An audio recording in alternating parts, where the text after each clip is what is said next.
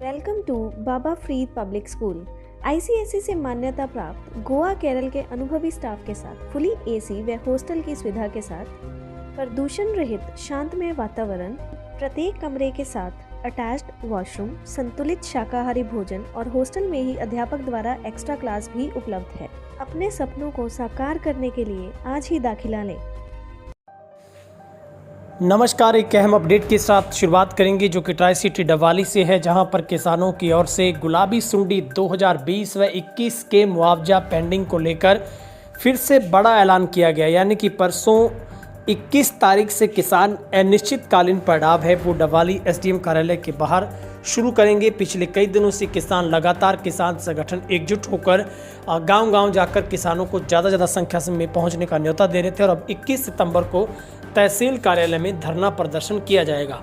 शहर की अनाज मंडी में स्थित किसान विश्राम गृह में, जहां पर एक मीटिंग करके तमाम संयुक्त किसान जत्थेबंदियों की ओर से एक मीटिंग का आयोजन किया गया।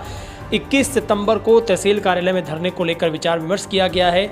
और जानकारी देते हुए किसान नेता मिट्ठू कंबोज व जसवीर सिंह भाटी ने बताया है कि अब जो कि विश्राम गृह में 3 जत्थेबंदियों की ओर से एक मीटिंग की गई, इसमें फैसला किया गया है कि खराब हुई नरमा की फसल 2020 में गुलाबी सुंडी का जो कि करीब 45 करोड़ का बकाया है, जिसमें हम अगर बताएं तो आप देखेंगे तो तहसील उप तहसील गोरीवाला और डवाली का बकाया, जिसमें उप तहसील गोरीवाला की बात करें तो 17 करोड़ 27 लाख 13,348 रुपये बकाया पेंडिंग पड़ा है। तहसील डवाली की बात करें तो 28 करोड़ 57 लाख 65,000 रुपये बकाया है, और जिसमें सिरसा और कानावाली का ही सिर्फ अलॉट हुआ था। लेकिन ये दोनों जगह का जो 2020 का जो पैसा है वो लैप्स होने की वजह से किसानों को इसका खामियाजा भुगतना पड़ा। उसके बाद लगातार जो किसान मोर्चा की ओर से भी इससे पहले ट्रैक्टर रैली निकालकर आगाह किया गया था और करीब 2 सप्ताह पहले 1 सप्ताह का अल्टीमेटम देते हुए धरना प्रदर्शन किया गया था, जिसमें किसान नेताओं ने एसडीएम डवाली को एक ज्ञापन सौंपा था, जिसमें वादा किया गया था कि जल्द से जल्द मुआवजा है वो किसानों के खातों में डाला जाएगा। लेकिन खरीफ 2022 में भी अभी तक भी कालावाली के 41 ऐसे गांव पेंडिंग है। बाकी किसानों के खातों में पैसा डल चुका है। कुछ किसानों की जो अकाउंट की दिक्कत है या फिर उनके बैंकों का स्लो प्रक्रिया है उस वजह से, या फिर उनके पास एसएमएस नहीं पहुंच रहा है, उस वजह से उनकी पेंडेंसी कहीं ना कहीं है। लेकिन जो 65 करोड़ रुपए का एक अलॉट हुआ था खरीफ 2020 में कीट के हमले से जो फसल खराब हुई थी, जिसमें हरियाणा सरकार ने 2 साल बाद सिरसा कालावाली डवाली के किसानों को मुआवजा वितरण के लिए करीब 65 करोड़ का अलॉट किया था, और जो कि 31 दिसंबर 2022 तक की डेडलाइन थी।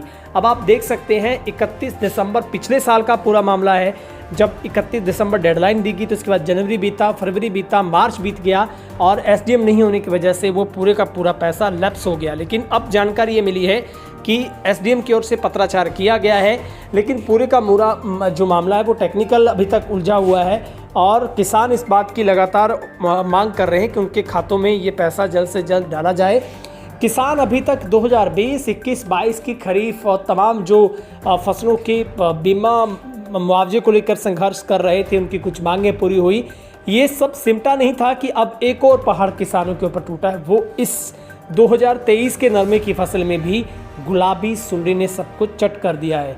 खास तौर पर सबसे इसकी जो रेड लाइन है वो चौटाला गंगा की बात करें, कालोवाना, दारेवाला, गोदिका, मुन्नावाली, इस इलाके में सबसे ज़्यादा जो गुलाबी सुंडी की मार पड़ी है। तो इस बार किसानों ने फिर से इस नरमे की स्पेशल गिरदावरी करवाए जाने की मांग की है।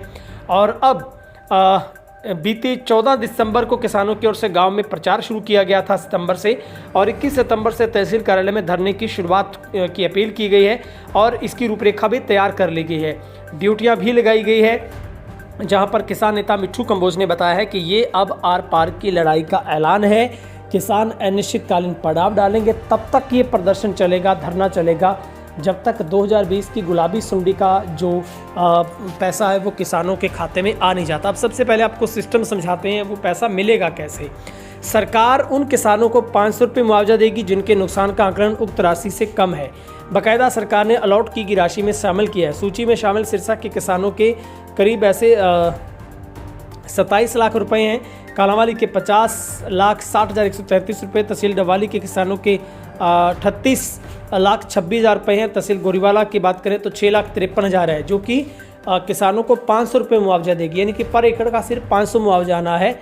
ये भी सरकार की तरफ से एक न्यूनतम जो राशि है वो जारी की गई है। और इसमें अब जो प्रशासन की तरफ से ये जानकारी मिल पा रही है हमें कि इसमें भी 7,000 या फिर 7,500 रुपये पर एकड़ के हिसाब से मुआवजा, जो 2020 में कीट गुलाबी सुंडी की वजह से जो फसल खराब हुई थी नरमे की, उसमें भी अधिकतम 5 एकड़ तक का, यानी कि एक किसान को सिर्फ 5 एकड़ तक का मेरी फसल मेरा ब्यौरा के आधार पर मुआवजा आवंटित किया जाना है। और वो भी एक स्लॉट है 50% से 75 तक, 75 से ऊपर वाला और 25 से 50 वाला। अगर 25 से नीचे है तो उसका फिर 500 रुपये पर एकड़ के हिसाब से मिलेगा, ऊपर है तो उसका थोड़ा ज़्यादा है, लेकिन कम लगभग 7,000 के आसपास। ये भी कम ज़्यादा हो सकता है क्योंकि अब दोबारा से जो पैसा है वो प्रशासन एसडीएम के खाते में आएगा, उसके बाद उसे थ्रू तहसीलदार जो आवंटित किया जाएगा। तो फिलहाल एक बार फिर से किसानों की तरफ से बड़ा ऐलान किया गया है। अब उप तहसील डवाली सहित तमाम जो 45 करोड़ रुपए के मुआवजे को लेकर सबसे बड़ी लड़ाई है, और जिसमें जो पिछला 2021 का बीमा कई किसानों का पेंडिंग पड़ा है, इस बार के खराबे के स्पेशल गिरदावरी को लेकर किसानों की तरफ से तमाम मांगों को लेकर प्रदर्शन किया जाएगा।